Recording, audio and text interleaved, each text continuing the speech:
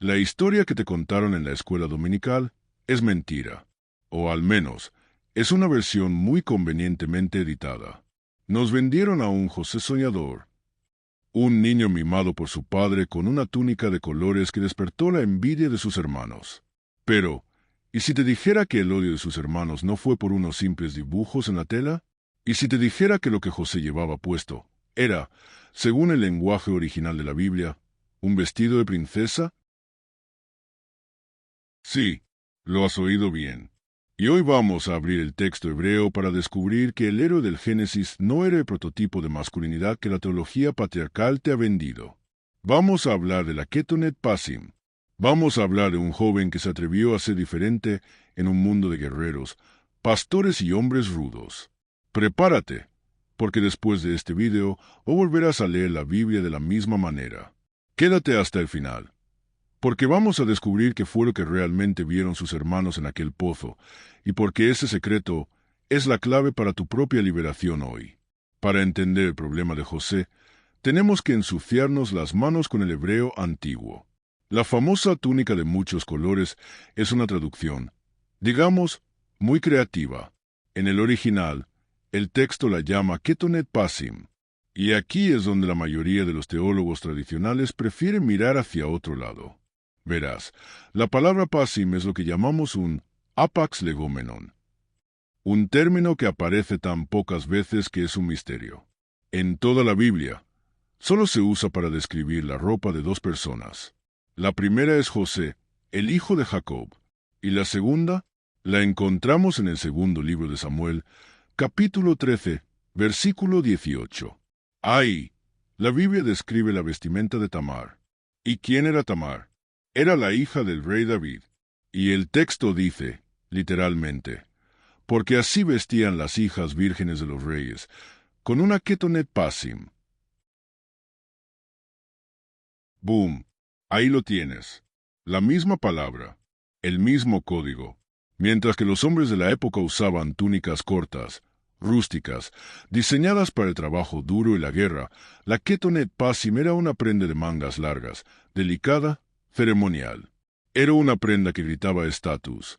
Sí, pero en el código cultural de la época era una prenda fundamentalmente femenina. José no llevaba un arcoíris de algodón. José llevaba la ropa de una princesa real. Ahora, visualiza la escena conmigo. Trata de sentir el calor del desierto. Tienes a 10 hermanos mayores, hombres que se definen por su fuerza, por su capacidad de someter a la tierra, por su violencia si es necesaria. Son la definición misma de la masculinidad hegemónica. Pastores de piel curtida que huelen a sudor y ganado. Y de repente aparece José, el preferido de papá, pero no aparece con una lanza. No aparece con herramientas de labranza. Aparece luciendo una prenda que en su mundo decía: yo no soy como ustedes. Yo no encajo en su molde de hombre.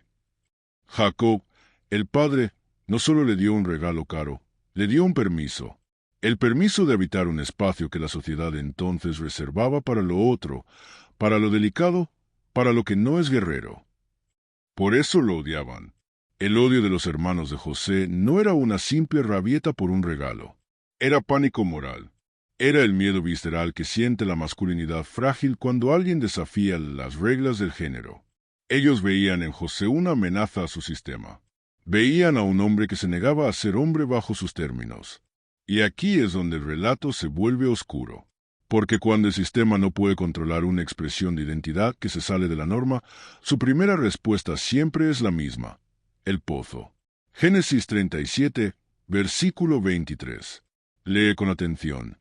Sucedió, pues, que cuando llegó José a sus hermanos, ellos le quitaron su túnica, la túnica de colores que tenía sobre sí. ¿Te das cuenta? No lo golpearon primero.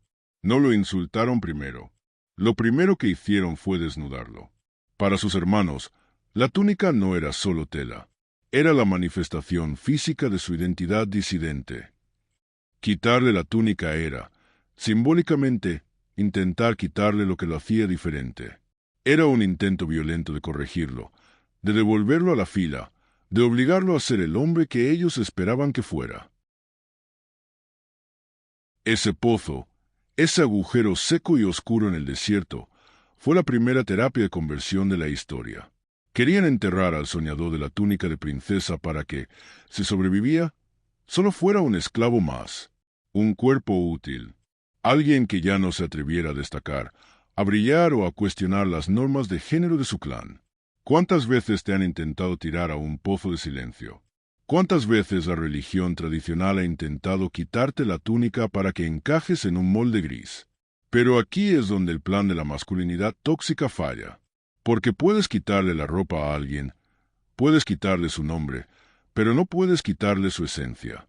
Llegamos al momento de la verdad, al clímax de esta historia que la tradición ha intentado domesticar durante siglos. Génesis 45.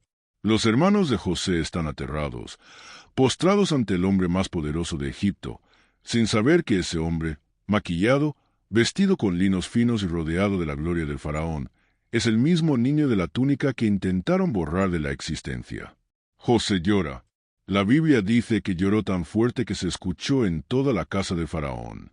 Y en ese grito, en ese llanto desgarrador, se rompe el silencio de años de exilio y de trauma. Yo soy José, les dice, pero lo que realmente les está diciendo es, aquí estoy, sigo vivo, y sigo siendo yo. Fíjate en la ironía divina. Los hermanos lo arrojaron al pozo porque odiaban su distinción, odiaban esa túnica que representaba su negativa a ser un pastor rudo y convencional. Pensaron que al quitarle la ropa y venderlo como esclavo, lo obligarían a ser normal, a desaparecer en la masa de los desposeídos. Pero Dios tiene un sentido del humor profundamente subversivo. Dios no permitió que José se adaptara al molde de sus hermanos. Dios lo llevó a un lugar donde su sensibilidad, su belleza y su capacidad de habitar espacios que otros consideraban prohibidos, lo convirtieron en el salvador del mundo conocido. El sistema religioso de su familia intentó aplicar una corrección violenta sobre su identidad. Pero el destino de José no era el pozo, era el trono. Y no llegó al trono a pesar de ser diferente, sino precisamente gracias a su diferencia. Fue su capacidad de soñar, su intuición y su negativa a conformarse con las expectativas de género de su época lo que le permitió interpretar los sueños del faraón y gestionar la crisis que salvó a su propia familia de la hambruna. Este es el mensaje que la teología excluyente no quiere que escuches. Tu túnica de princesa, aquello que te hace raro o diferente ante los ojos de la norma religiosa, es exactamente la herramienta que Dios va a usar para manifestar su gloria. El coming out de José ante sus hermanos no fue un acto de venganza, fue un acto de justicia poética. Él les demostró que el Dios de sus padres no estaba con los 10 hermanos correctos y violentos, sino con el hermano disidente que ellos habían despreciado. José perdonó a sus hermanos, pero no se volvió como ellos. Mantuvo su identidad egipcia, mantuvo su estética, mantuvo su nombre extranjero. No regresó al desierto para volver a ser un pastor de ovejas. Se quedó siendo quien era, en toda su complejidad y esplendor. Porque la verdadera reconciliación no se trata de que tú cambies para que ellos se sientan cómodos, sino de que ellos acepten que tu diferencia es una bendición de Dios que ellos no supieron ver. Si hoy te sientes en un pozo, si sientes que la religión te ha quitado tu túnica y te ha dicho que tu identidad es un error, mira a José. Tu historia no termina en el pozo. Tu historia termina en un lugar de autoridad, de paz y de plenitud donde ya no tendrás que pedir perdón por brillar. La túnica de José no era solo un pedazo de tela. Era la profecía de que lo que el mundo llama extraño, Dios lo llama escogido. No dejes que nadie te arrebate tu túnica. No dejes que el miedo de otros apague tu luz.